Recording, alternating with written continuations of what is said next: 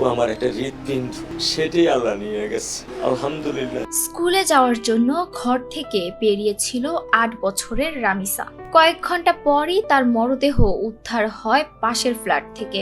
আদালতে স্বীকারোক্তি দিয়েছে গ্রেপ্তার আসামি। এই ঘটনায় ক্ষোভে ফুঁসছে পুরো দেশ, আর দৃষ্টান্তমূলক বিচারের দাবিতে নেমেছে হাজারো মানুষ।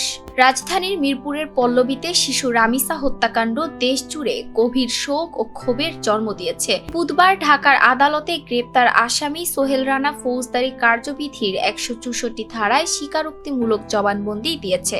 আদালত তার জবানবন্দি গ্রহণ করে তাকে কারাগারে পাঠানোর নির্দেশ দেন। পুলিশ ও মামলার তথ্য অনুযায়ী গত মঙ্গলবার সকালে নিখোঁজ হওয়ার কয়েক ঘন্টা পর একটি ফ্ল্যাট থেকে রামিসার মরদেহ উদ্ধার করা হয়।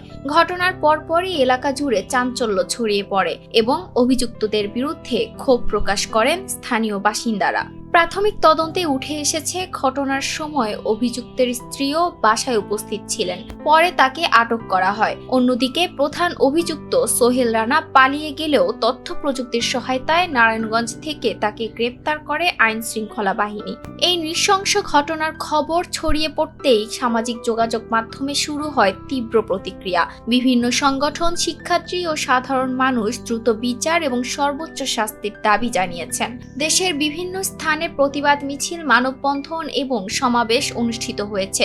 বক্তারা বলছেন, শিশুদের নিরাপত্তা নিশ্চিত করতে আইনের কঠোর প্রয়োগ এবং দ্রুত বিচার এখন সময়ের দাবি। এদিকে সন্তান হারানোর শোক কিছুতেই কাটিয়ে উঠতে পারছে না রামিসার পরিবার। স্বজনদের কান্না আর আহাজারিতে ভারী হয়ে উঠেছে পুরো এলাকা। একটি নিষ্পাপ শিশুর জীবন এভাবে ঝরে যাওয়া শুধু একটি পরিবারের নয়, পুরো সমাজের ব্যর্থতার প্রশ্ন তুলে দেয়।